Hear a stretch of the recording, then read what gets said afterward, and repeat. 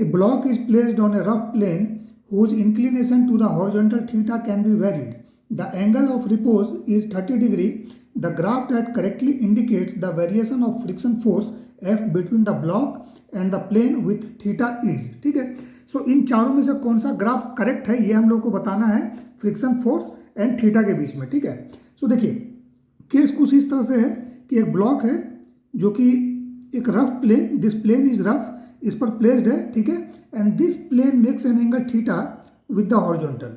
ठीक है, and this theta can be varied. इसको हम लोग कम या ज़्यादा इंक्रीज और डिक्रीज कर सकते हैं. ठीक है, सो हमें बताना है कि इसमें से कौन सा ग्राफ करेक्ट है between the friction force and angle theta. ठीक है, सो देखिए जब इंक्लाइन प्लेन पे हम लोग ब्लॉक को रखेंगे सो इसका एम क्या होगा, डाउनवर्ड होगा. ठीक है, अब इस एम का दो कंपोनेंट होगा, एक आपका perpendicular to the plane that is M cos theta. ठीक है, और down the plane, down the incline plane या पैरेलल टू इंक्लाइन प्लेन. ठीक है, ये क्या हो जाएगा एम साइन थीटा. ठीक है, इसका नॉर्मल रिएक्शन ऊपर की तरफ होगा. ठीक है, और फ्रिक्शन फोर्स, इस फ्रिक्शन फोर्स का वैल्यू क्या होगा. देखिए जब थीटा को हम लोग धीरे धीरे वेरी करेंगे, ठीक है, थीटा को इंक्रीज करेंगे, है ना, व्हेन थीटा इज इंक्रीज इसका वैल्यू हम लोग बढ़ाएंगे. ठीक है, मीन्स इस इंक्लाइन प्लेन को हम लोग ऊपर की तरफ ले जाएंगे. ठीक है, मीन्स थीटा को हम लोग इंक्रीज करेंगे.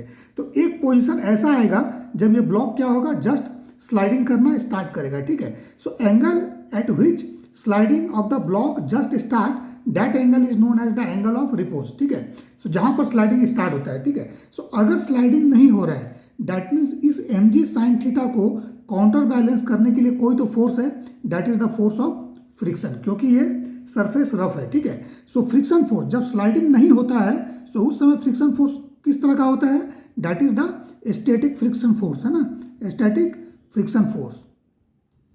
ठीक है, when block does not slide. ठीक है, उस केस में स्टैटिक फ्रिक्शन फोर्स होता है. और जब ब्लॉक स्लाइड करेगा सो उस केस में क्या होगा, काइनेटिक फ्रिक्शन. काइनेटिक फ्रिक्शन, ये दो चीजें समझ में आ गया. सो अब देखिए कॉफिशिएंट ऑफ स्टैटिक फ्रिक्शन, इसको हम लोग क्या बोलते हैं, म्यू एस बोलते हैं. और कॉफिशिएंट ऑफ काइनेटिक फ्रिक्शन हम लोग क्या बोलते हैं, म्यू के. ठीक है, we all know the coefficient of static friction is greater than the coefficient of kinetic friction, ये हम लोगों को मालूम है. ठीक है, सो जब ब्लॉक स्लाइड नहीं करेगा, ठीक है, means angle theta is less than the angle of repose. ठीक है, मैं यहाँ लिख देता हूँ, if theta is less than angle of repose. ठीक है, सो यहाँ पर एंगल ऑफ रिपोज कितना दिया हुआ है, 30 डिग्री दिया हुआ है. ठीक है, सो जब एंगल ऑफ रिपोज से ये थीटा कम होगा सो उस केस में फ्रिक्शन फोर्स को काउंटर बैलेंस कौन करेगा, सो फ्रिक्शन फोर्स को बैलेंस करेगा एम साइन थीटा. ठीक है, और ये फ्रिक्शन क्या होगा, स्टैटिक होगा. याद रखिए कि स्टैटिक फ्रिक्शन जो होता है, ठीक है, ये इसका वैल्यू फिक्स नहीं होता है. ठीक है, इसका मैक्सिमम वैल्यू अगर पूछा जाए, इसका maximum value, so maximum value of static friction force, ठीक है, इसको हम लोग क्या बोलते हैं, म्यू स्टैटिक इंटू एन. ठीक है, जो हमारे केस में हो जाएगा mu static M cos theta, क्योंकि एन का वैल्यू जो है ये एम कॉस थीटा के बराबर है. ठीक है, ये है. बट हमने हमेशा बोला है अपने फ्रिक्शन के वीडियोस में कि स्टैटिक फ्रिक्शन फोर्स जो होता है this is the adjusting force. ये डिपेंड करता है कि आपका एक्सटर्नल फोर्स कितना है. सो जैसे जैसे देखिए हम लोग थीटा बढ़ाएंगे सो ये एम साइन थीटा का वैल्यू क्या होगा, इंक्रीज होगा, क्योंकि साइन थीटा का वैल्यू जो है ना ये इंक्रीज होगा. ठीक है, सो जब स्लाइडिंग स्टार्ट होता है उससे पहले का सिचुएशन में आते हैं सो उस केस में एफ को बैलेंस करेगा एम साइन थीटा. ठीक है, so different angle of theta के लिए, डिफरेंट थीटा के लिए ये एम साइन थीटा का वैल्यू डिफरेंट होगा. ठीक है, और यही आपको देगा स्टैटिक फ्रिक्शन फोर्स का वैल्यू. ठीक है, so that means if theta is less than the angle of repose, theta का वैल्यू एंगल ऑफ रिपोज से अगर कम होगा सो फ्रिक्शन फोर्स किसको फॉलो करेगा, इसको, साइन थीटा को. ठीक है ना, सो यहाँ पर देखिए एम और जी क्या है, एक्सेलरेशन ड्यू टू ग्रेविटी, और एम क्या है, मास है. सो अगर मास इसका कुछ भी है फिक्स होगा सो दैट इज कांस्टेंट. सो हम लोग बोल सकते हैं कि एफ जो है दैट इज के इक्वल टू के साइन थीटा. ठीक है ना, इस तरह से है. सो दैट मीन्स कि फ्रिक्शन फोर्स वर्सेस थीटा का जो ग्राफ होगा वो साइन थीटा को फॉलो करेगा. और साइन थीटा का ग्राफ कैसा होता है, कुछ इस तरह का होता है. करेक्ट. सो इसका मतलब ये है कि below 30 degree angle of repose से पहले फ्रिक्शन फोर्स का वैल्यू mg sin थीटा के बराबर होगा, that is the static friction force, और वो साइन थीटा कर्व को फॉलो करेगा। सो साइन थीटा कर्व को फॉलो करेगा, so this is the sine theta, ठीक है ना, कहाँ तक, थीटा इक्वल टू 30 डिग्री तक, ठीक है, क्लियर है।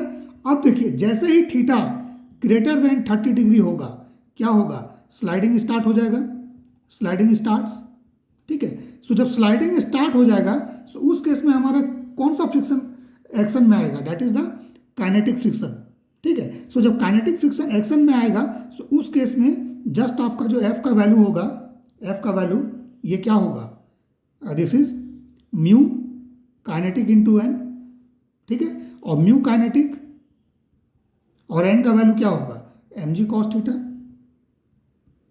क्लियर है। So that means theta greater than 30 degree के लिए एंगल ऑफ रिपोज से अगर थीटा ज़्यादा है, ठीक है, सो उस केस में जो फ्रिक्शन फोर्स का वैल्यू होगा दैट इज म्यू के mg cos theta. So means friction force इस केस में किसको फॉलो करेगा, ये तो कांस्टेंट हो जाएगा क्योंकि सरफेस के लिए के म्यू के फिक्स होगा। सो अगेन यहाँ पर अगर देखेंगे सो फ्रिक्शन फोर्स जो होगा दैट इज सम कांस्टेंट मान लेते हैं, के है, ठीक है, देन cos थीटा, ठीक है। सो फ्रिक्शन फोर्स हम लोग देख सकते हैं किसको फॉलो कर रहा है, cos थीटा के कर्व को। सो cos थीटा का कर्व कैसा होता है, ये देखिएगा तो कुछ इस तरह का होता है, दैट मीन साइन थीटा और cos थीटा का कर्व एक ही तरह का होता है, ठीक है ना। सो ये तो क्लियर है कि ये कुछ इस तरह का होगा या फिर इस तरह का होगा, ठीक है। बट इसका जब वैल्यू हम लोग कैलकुलेट करेंगे फ्रिक्शन फोर्स का वैल्यू, सो फ्रिक्शन फोर्स का वैल्यू क्या होगा, this is less than the static friction force. क्यों, क्योंकि ये जो के है म्यू के, ये आपका क्या है, less than the mu static, ठीक है। एक तो ये बातें हो गई, ठीक है। सो ये फ्रिक्शन फोर्स का वैल्यू जो है ये आपका इससे कम होगा। सो जैसे ही कम होगा मीन्स जैसे ही आप थीटा को बढ़ाओगे और थीटा 30 डिग्री को क्रॉस करेगा, एंगल ऑफ रिपोज को क्रॉस करेगा, सो क्या होगा, बॉडी का स्लाइडिंग स्टार्ट होगा, और स्लाइडिंग स्टार्ट होगा तो काइनेटिक फ्रिक्शन आएगा, और काइनेटिक फ्रिक्शन का वैल्यू स्टैटिक फ्रिक्शन से कम होता है। सो यहाँ पर जो मैक्सिमम स्टैटिक फ्रिक्शन फोर्स था दैट इज दिस पॉइंट, ठीक है ना, ये वाला, ठीक है, इसको हम लोग बोलते हैं एफ लिमिटिंग, है ना। मैक्सिमम स्टैटिक फ्रिक्शन फोर्स को क्या बोलते हैं, लिमिटिंग फ्रिक्शन फोर्स बोलते हैं। सो ये एफ लिमिटिंग जो है इससे कम आपका ये काइनेटिक फ्रिक्शन का वैल्यू होगा, ठीक है। और उसके बाद जैसे जैसे हम लोग इस एंगल को बढ़ाएंगे ये क्या होगा, फ्रिक्शन फोर्स का वैल्यू घटता चलेगा।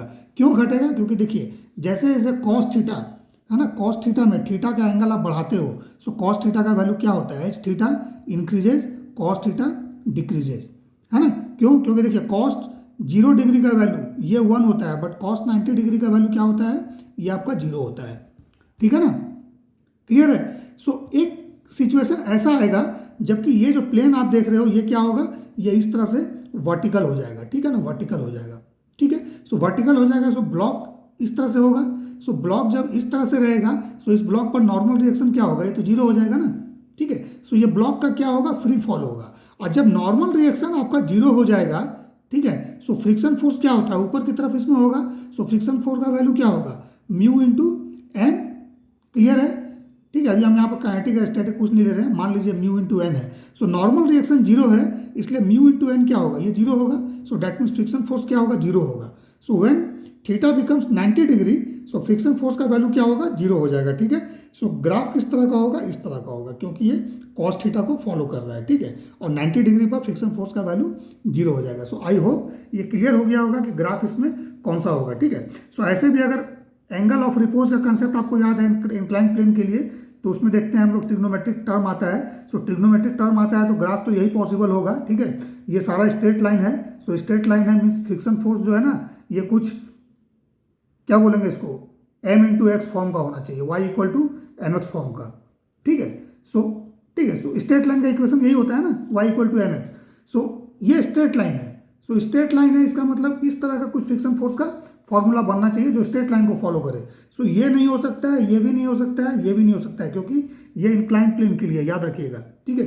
अगर ये हॉरिजॉन्टल प्लेन के लिए होता तब ये पॉसिबल नहीं होता, क्योंकि हॉरिजॉन्टल प्लेन में ट्रिग्नोमेट्रिक टर्म नहीं आता, cos थीटा या sin थीटा, तो उस केस में इनमें से कोई होता है, ठीक है, इस तरह का स्ट्रेट लाइन। हालांकि इनमें से उसमें भी कोई नहीं होगा, ठीक है, क्योंकि हॉरिजॉन्टल प्लेन में भी जब आप फोर्स लगाइएगा फ्रिक्शन फोर्स, तो उस समय ग्राफ जो होता है वो किस इस तरह का होता है, ध्यान दीजिएगा, इस तरह का बढ़ता है आपका static friction, then sudden down होकर फिर इस तरह से कांस्टेंट हो आता है, ठीक है। बट ओके, स्ट्रेट लाइन तो होता है, ठीक है ना। सो इसलिए इस केस में आपको सोचने की जरूरत नहीं है, इंक्लाइन प्लेन है, सो जहां भी कर्व दिखे उसको आपको टिक करना है, ठीक है।